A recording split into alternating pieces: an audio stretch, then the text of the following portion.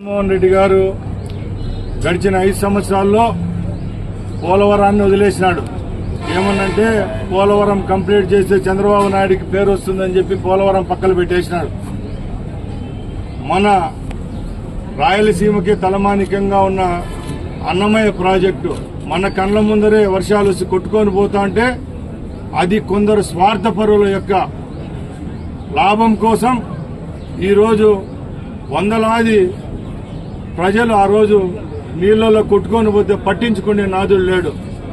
దాన్ని చంద్రబాబు నాయుడు గారు కూడా వచ్చి రాజంపేటలో పర్యటించడం జరిగింది.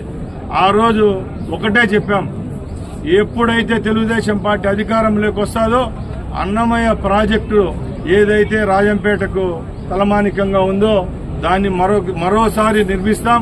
అలాగే ముందు జరిగిన తప్పులు ఏవైతే ఉన్నాయో దాంట్లో పాల్పంచుకున్నారో వాళ్ళందరూ శిక్షిస్తామని చెప్పినాం.